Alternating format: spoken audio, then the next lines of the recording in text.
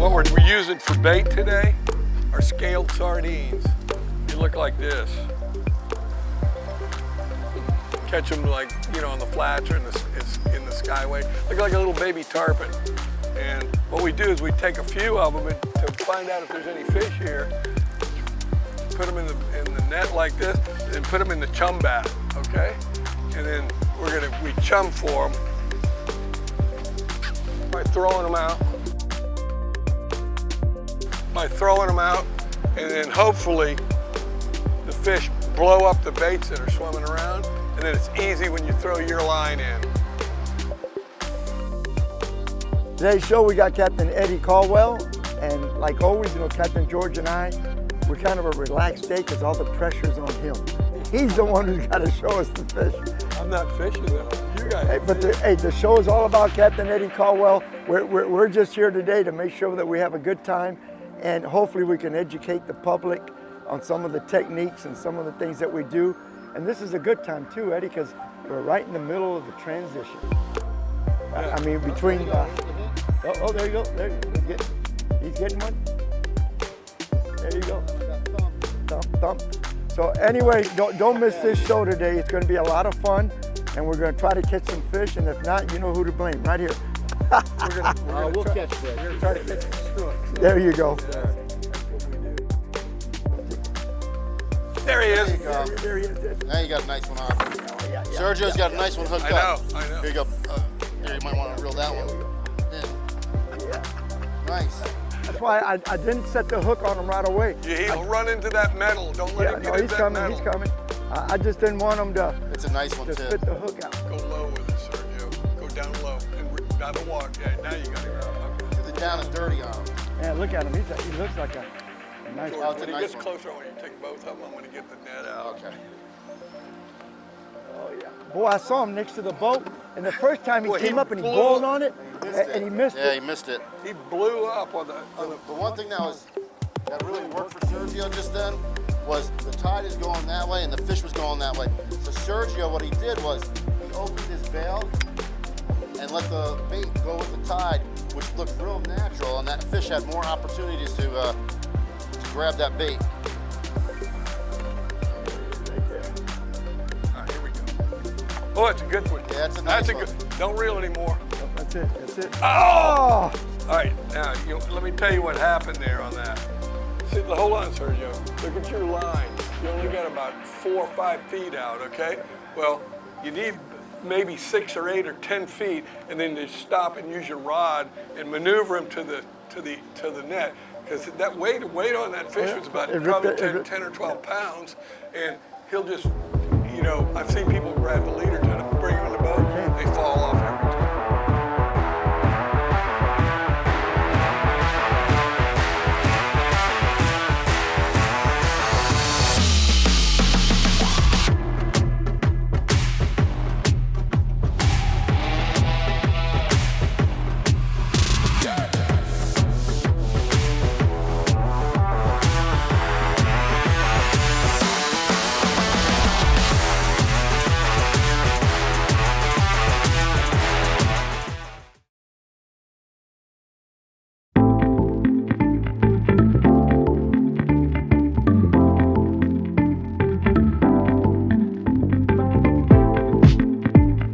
Belly hooked bait, where we hook them through the pectoral fins, which would be like your chest. And then we have one with a circle hook hooked through the nose. That's what George is using right here. Hooked through the nose, okay? It trails a little bit better. It looks a little bit more natural in the water. The belly hooked one, like the one I've got, I'm gonna call it belly hook, but it's really the pectoral. He moves a little bit slower, so the snook has a better chance of attacking him. He can't get away as good as he can when it's nose hooked.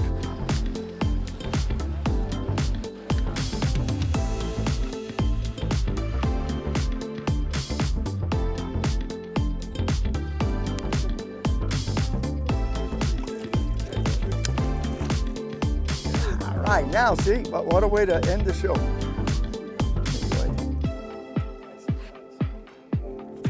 thought it was bigger when he came out. Yeah, he looked bigger. He's not bigger, but he sure fought like he was a big one, didn't he? Yeah, nice one. He fought good. He fought good.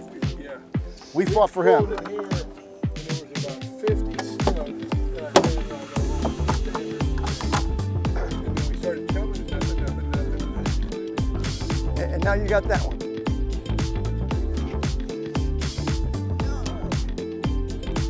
Right, we got it. See?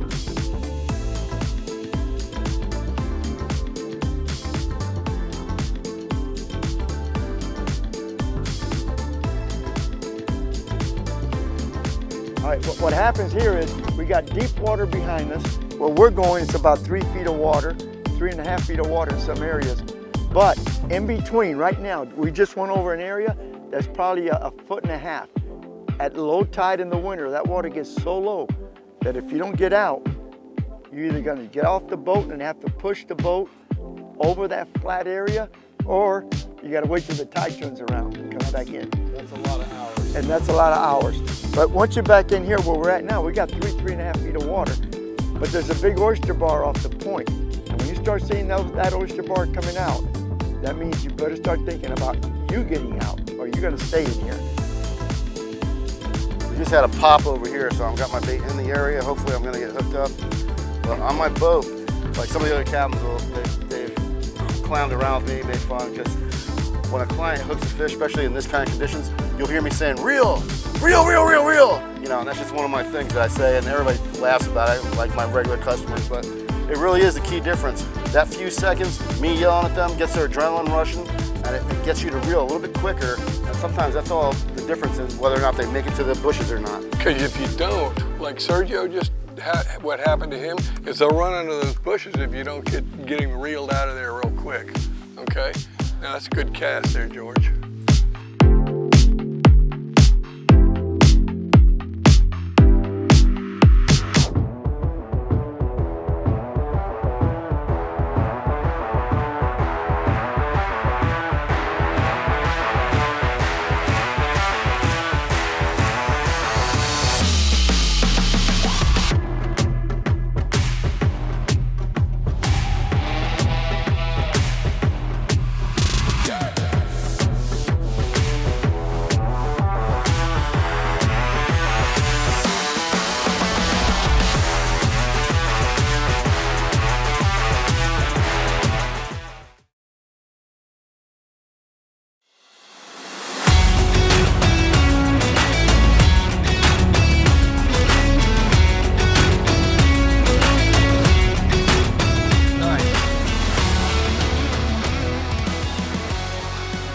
There we go.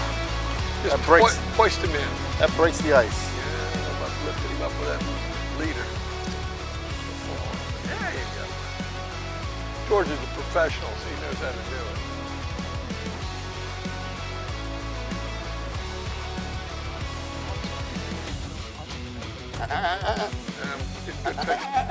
Get him.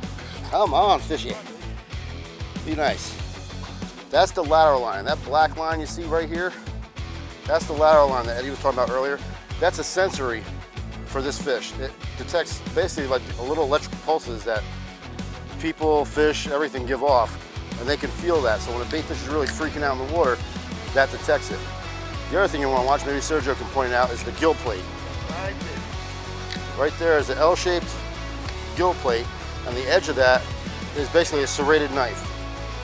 Let me tell you something else too. See these things right here? This gets more clients. Oh yeah, The little right points here. on every one Especially of the this- fins yeah. are like a little ice pick. Yep. Eddie shows how that thing slices your finger. No, you don't Let want me get him back in the water. So now we're gonna put this guy back in the water, and he'll bite your thumb. let him suck on your thumb. Yeah, that's what I'm saying. He'll latch down, and then, well, this one's being stubborn, but there you go. So then he's actually holding me now, if you can see that. And a lot of times they're trying to just get their balance and get basically revived. He's pretty good, so I'm gonna let him go. There he goes. All right, Nice job, let's get another George. bait. Now right now, after you after you catch a snook, you want to check your leader for the first 3 or 4 inches up your line by the hook, because their mouth is like sandpaper, so it will rub your line, make it thinner so it's not as strong. Or even if it just rubs it a little bit and it didn't affect the strength of it, it's no longer see-through, so the clarity of the line is gone. So you might not get a hit because they can see your line. So it's better to trim up and retie. It's a good one. Either that or drag's too light, one or the other. Exactly right. Don't be forward. Let's go. Move your rod, Sergio.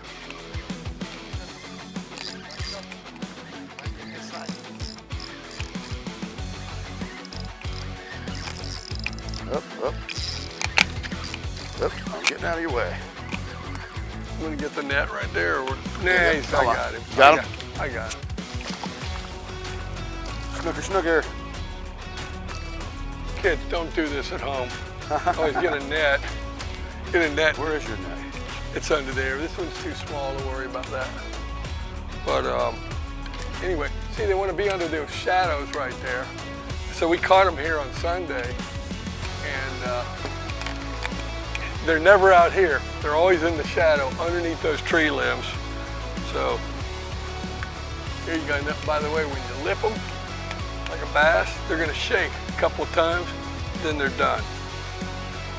Okay, nice little snooky right there.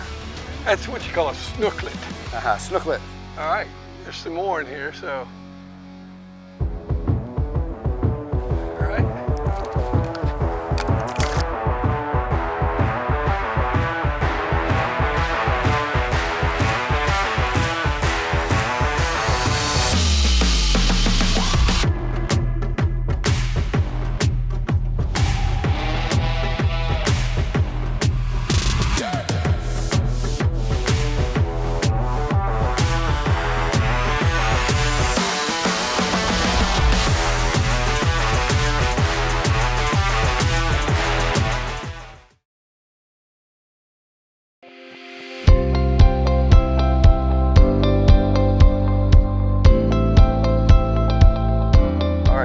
We talked about this loop knot. Out of respect around here, we call it the canoe man loop knot. There was a gentleman that used to fish. He was friends with Mel Berman, and just a local legend. He used to fish in his canoe, I think almost every day, a lot of Fort DeSoto. But it's basically a bowline knot that he used for tying his hook on. So the canoe man loop knot. So you put the line through your, let me start over. On the hook, I like putting the hook facing towards my palm and holding it that way. Then I'll take and put the line through, and a lot of your leader has a natural curve from being on a spool, so put it through with the curve going the same way. That way it's easier to tie, and plus it's just natural. Take the line and make a loop behind the line like that. Pull it down and then just hold it with your thumb. So now you've got the hook eye, the tag end, and then the loop all held by that. You're going to make a second loop. You're going to go behind it again. You're going to take that second loop and put it through the first one away from you and grab it. So now you have this. You're going to take the tag end, go through that second loop away from you, grab it, and then bend it down. And what you can do is you can pull it down to the length of the loop you want. And then with your middle finger, you can grab the hook. Then you wet it. That's not to burn the knot. When you wet that, your saliva acts as a lubricant. Then you'll pull, and the knot will flip over. Once that knot flips over, you can let go of everything. So it's a 3-cinch. One, then you pull the tag in lightly. You don't want to pull it too hard or you'll close the loop up. And one more time that way. That locks that in pretty good. And then you're going to trim that tag end. Whatever length loop I make, I trim that tag end to about half the length. So I'll trim it to about half the length for 2 reasons. What that does is, if you have a long tag end hanging down, when a fish goes up to bite your bait, he can actually hit the tag end and start to untie your knot on you. If I cut it to halfway, they don't bump it anymore. It's kind of contained in the loop. and it gives you a length, you know, about 3/16 long, that if this knot was to slip, which it doesn't, but if it was to slip a little bit, it's not going to slip enough for it to be able to come undone. So, Hey, come forward, come forward. We're double, we're double. No, we're good, we're good.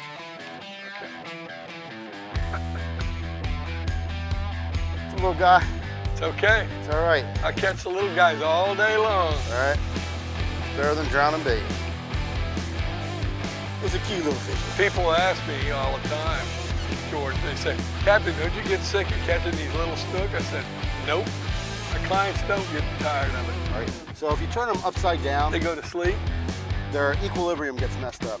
So it relaxes them. Sometimes the smaller ones will still stay active and jump around a little bit, but the larger ones, if you turn them upside down, see like the little guy, he wants to still wiggle around a little bit on me. But there you go. Shoof. Nice. All right. See, now I was Ah, listening see, to corner of my eye. I got fisherman's peripheral vision.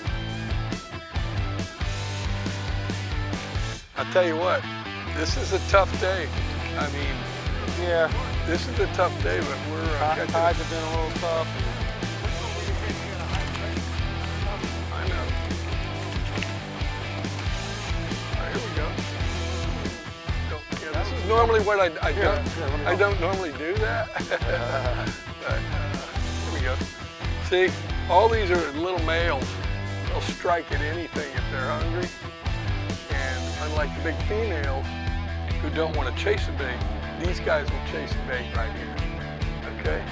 And guess what? I love, look at that. What does Blair Wiggins said? They look like a little puppy dog. Look at that little puppy dog face. Yeah, the eyes are sitting on top. Beautiful little fish. There he goes.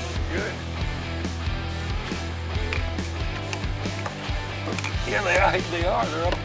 They're right on the shore. Oh, I got a jumper. I got a jumper. Boy, he is putting up a fight. I'm telling you what, this guy's putting up a fight. Is it a snook or a redfish? It's a there's snook. Sometimes there's some redfish up there. Yeah, he's a good fighter, this one. He ate his Wheaties. I'll give him that. Yep, right there. Yeah. I've got my drag pretty tight because I don't want them to be able to get into Sergio. the roots. That's a pretty good one right there. He was a good fighter. He fought bigger than he is, I'll tell you that right now.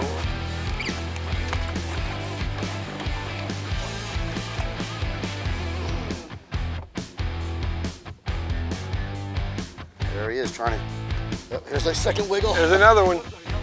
There we go. Well, Snooker. My head went hit over. I mean, not hit me, but I'm gonna go there though. But yeah. He put up a good fight. Like I said, you didn't hear any drag go out because my drag is tight right now. I don't want to lash into a real big one and have him take me into the Right on top of mangroves. me. Well, as you can tell, today we kind of struggled a little bit with the weather, getting all the stuff that's going to happen. We're going to have a lot of rain coming in. But I think it's time that we give Eddie Caldwell a big thank you because he did get us on the fish. We did catch some fish, so thank you, Edward. You're welcome. Tough conditions today. We had a high tide, very early AM, and the tide was going out right from the get-go when we got on the water. And so that makes it a little tough. And right now at the Snook, they're biting better as the day warms up a little bit. So we're in a catch-22. You've got to know your area like Eddie does for some low water spots. Because once the water warmed up a little bit, then the Snook bite turned on. And if Eddie didn't know these areas very well, most people have a hard time fishing. Yeah, the average person will never come back where we're at. They will turn around and go the other way. So thanks to Eddie because he knows his spots and he's out there all the time. So again, Eddie, thank you very much, brother. You're welcome, guys. I enjoyed it.